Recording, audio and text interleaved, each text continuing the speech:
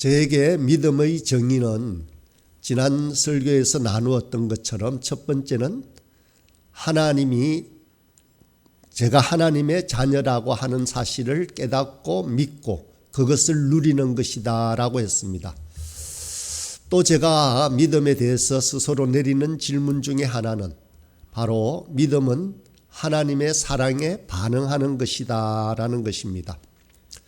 하나님의 사랑에 반응하는 것이 나의 믿음이라고 하는데, 그러면 나는 어떻게 반응해야 할까를 생각해 봅니다. 그런데 하나님의 사랑에 제가 아무리 노력하고 제가 어떠한 수단을 통해서 모든 것을 통해서라도 하나님의 사랑을 되갚을 수는 없음을 알고 있습니다. 그래서 하나님의 사랑에 반응하는 가장 좋은 방법은 바로 감사하는 것이었습니다. 그래서 범사에 감사하라는 것이 바로 하나님께서 우리에게 주신 하나님의 뜻이다라고 말씀하신 이유를 알게 되었습니다. 그저 감사할 뿐입니다. 이 감사가 바로 우리가 살아가는 가장 소중하고 귀한 방법입니다. 우리는 믿음을 통해서 구원을 얻지만 우리를 구원하는 것은 우리 스스로의 믿음 그 자체가 아닙니다. 믿음이 아무리 확고하더라도 구원을 주는 것은 내 믿음이 아니라 바로 하나님의 은혜입니다. 혹시 여러분은 하나님을 믿지만 때때로 일어나는 의심 때문에 곤혹스러울 때가 없습니까? 혹시 모태신앙을 가진 사람이라면 수십 년간 아무 의심 없이 믿었던 내용이 어느 날 갑자기 의심스러워 질문을 던진 적은 없습니까? 학생들이나 청년들을 지도하다 그들이 자주 저에게 질문하는 질문 중에 하나는 바로 자신의 신앙에 대한 회의를 느낀다라는 것이었습니다. 어린 시절에는 열심히 신앙생활을 했고 신앙의 내용에 대해서 전혀 의심을 갖지 않았지만 대학에 들어온 이후로 회의감이 들기 시작했다라는 것입니다. 그래서 진지하게 생각해 보니 어쩌면 자신이 믿었던 신앙은 부모님의 신앙이었지 스스로가 믿은 신앙이 아닌 것이 아닌가 하는 것이었습니다. 그래서 성경에 기록된 말씀이나 교회에서 가르치는 내용에 대해서 어느새 의심하기 시작한 자신의 모습을 발견하게 된다라고 자신의 고뇌를 고백하는 친구들이 있었습니다. 그러면서 그들은 나에게서 신앙이 떠난 것이 아닌가라는 고민을 진지하게 하고 있다는 것입니다. 이런 친구들이 의심한다는 것은 곧 믿음이 사라져버리는 것으로 이해하기 때문입니다. 또 이와 반대로 처음으로 신앙을 가지려고 애쓰는 학생들에게도 의심이라는 요소는 걸림돌로 작용하고 있었습니다. 그 친구는 이렇게 말합니다. 하나님께서 살아계신 것이 느껴질 때가 많아요. 하지만 성경의 어떤 내용을 읽다 보면 의심이 생겨요. 제게는 아직도 의심이 너무 많아서 하나님을 믿을 수가 없어요 라고 말합니다. 이런 학생들은 믿음을 가지고 자기의 마음을 열기 시작했지만 속에 남아있는 의심 때문에 선뜻 믿음의 삶으로 나아가지 못하는 것을 보았습니다. 그렇다면 이렇게 의심은 신앙과 전적으로 반대되는 아주 해악스러운 것일까요? 우리가 믿음을 가진다는 것은 우리 속에 있는 모든 의심을 다 떨쳐버려야만 가능할까요? 모든 의심이 전적으로 사라져야만 우리는 믿음을 생활을 한다라고 말할 수 있을까요? 의심의 주제와 관련해서 가장 널리 알려진 것은 바로 이 도마의 이야기입니다. 의심과 믿음에 관한 이 주제를 더 잘 알고 이해하기 위해서 오늘 본문의 말씀을 생각해 보겠습니다. 예수님께서 부활하신 직후 제자들이 한자리에 모였는데 예수님께서 나타나셨습니다. 그 자리에 도마는 함께 있지 않았습니다. 후에 제자들이 도마에게 자신들이 예수님을 만났다라고 전하자 도마는 이렇게 말합니다. 내가 그 손의 못자국을 보며 내 손가락을 그 못자국에 넣으며 내 손을 그 옆구리에 넣어보지 않고 믿지 아니하겠노라 라고 말합니다. 도마가 직접 보지 않고는 믿지 못하겠다라고 공언하자 예수님께서 바로 도마를 찾아오셨습니다. 그리고는 이렇게 말씀하십니다. 네 손가락을 이리 내밀어 내 손을 보고 네 손을 내밀어 내 옆구리에 넣어보라. 그리하고 믿음 없는 자가 되지 말고 믿는 자가 되라 라고 말씀하셨습니다.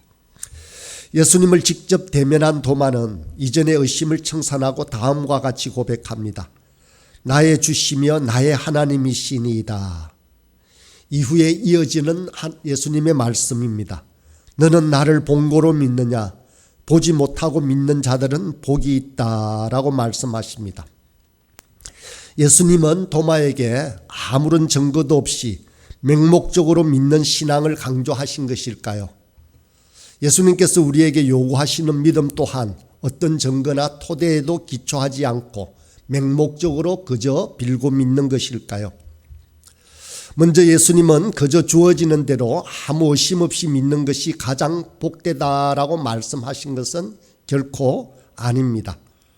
도마는 이미 예수님과 지난 3년간 함께 다니며 생활하며 여러 차례에 걸쳐서 예수님의 기적과 이적도 보고 또한 예수님께서 자신의 죽으심과 부활과 그리고 거기에 대해서 예언하고 주장하였음을 들었습니다. 예수님이 바로 도마를 책망한 것은 의심했기 때문이 아니라 분명한 증거가 주어졌음에도 그것을 잊어버렸기 때문입니다. 예수님은 결코 맹목적인 신앙을 가장 바람직하다라고 한 것은 아닙니다. 그저 우리가 성황당 앞에서 손을 빌고 비는 그런 믿음을 예수님은 결코 원하지 않으셨습니다. 그래서 의심하지 말아야 할 것에 관해서 종종 인용되는 다른 성경 본문은 바로 야고보서 1장 6절입니다. 오직 믿음으로 구하고 조금도 의심하지 말라. 여기서 믿음의 뜻을 우리는 올바로 해석해야 합니다. 어떤 사람들은 믿음이란 그것이 사실이든 아니든 간에 무조건 의심하지 않고 받아들이는 것이다 라고 생각합니다. 그러나 성경에서 말하는 믿음이라는 것은 결코 맹목적인 맹종이 결코 아니라는 것입니다. 성경에서 말하는 믿음은 분명한 대상이 있습니다. 믿음은 그 대상에 대한 올바른 반응이라는 것입니다. 예수님께서 믿음을 요구할 때 그분은 진리에 대한 물음을 전혀 갖지 않거나 아무 생각 없이 받아들이기만 할 것을 요구하고 있지 않습니다. 믿음이란 신앙의 대상이신 신실하신 하나님에 대한 올바른 지식에 근거해서 우리에게 불가능해 보이는 모든 역경 속에서도 하나님을 신뢰하는 것이 바로 온전한 믿음입니다. 믿음의 사람은 자신의 환경이 절망적이라고 판단하는 순간에도 신실하신 하나님에 대한 신뢰를 결코 저버리지 않는 것을 말합니다. 야고보서 1장 6절의 바른 해석을 위해서 우리는 두 가지의 의심을 생각해 볼 수 있습니다. 첫 번째는 하나님에 대한 신뢰를 저버리는 의심입니다. 야고보는 이런 의심은 완전히 배격합니다. 바로 우리 신실하신 하나님에 대한 의심, 존재 자체에 대한 의심은 배격하고 있다라는 것입니다. 두 번째 의심은 우리가 질문을 던지고 의문을 제기하는 의심인데 야고보가 말하는 의심은 이런 것을 배격하지는 않습니다. 사실 이 용어가 잘못되어진 것인지도 모릅니다. 이것은 의심이라기보다는 질문이고 물음입니다. 하나님에 대한 신뢰를 무너뜨리는 모든 행위를 물리치라고 말할 뿐 모든 형태의 질문과 물음을 제쳐놓으라는 말씀은 아니라는 것입니다.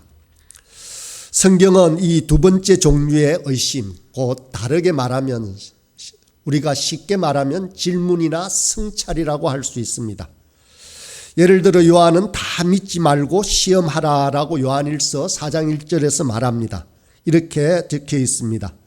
사랑하는 자들아 영을 다 믿지 말고 오직 영들이 하나님께 속하였나 시험하라라고 했습니다. 거짓 영들에 대해서 맹목적으로 믿지 말 것을 강조하고 있습니다. 그 영들이 참으로 하나님께로부터 온 것인지에 대해서 의심해 보라는 것입니다.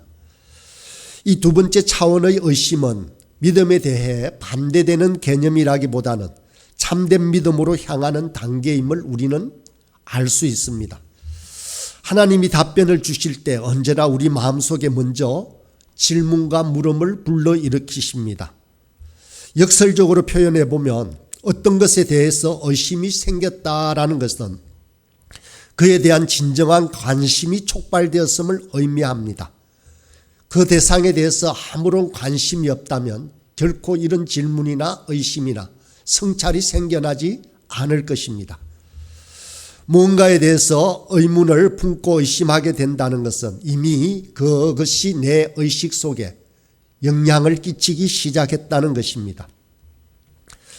이 믿음의 삶을 향한 준비의 과정은 바로 이런 질문으로부터 시작됩니다. 의심을 좌절의 경우로만 간주하는 것은 올바른 이해가 아닙니다. 우리가 의심의 과정을 거쳐서 비로소 진정한 신앙의 여정을 떠나는 까닭이 바로 여기에 있습니다.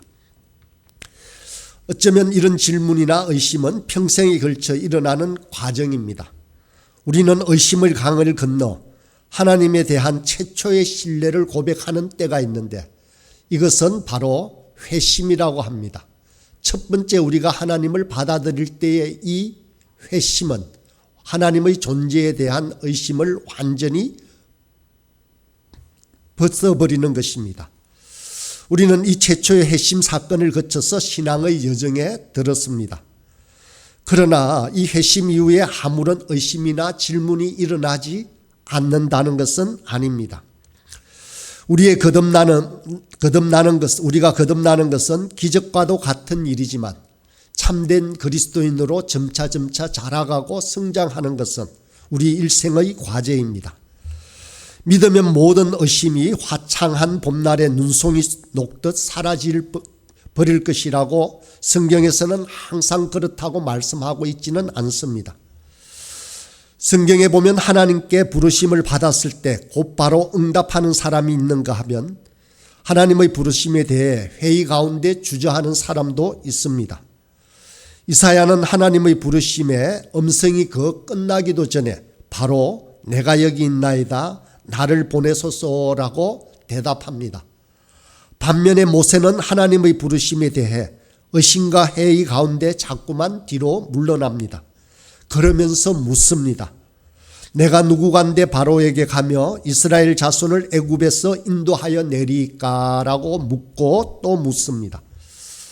하나님의 약속과 부르심은 모세가 믿기에는 너무나 벅찬 내용이 담겨 있기 때문이었습니다.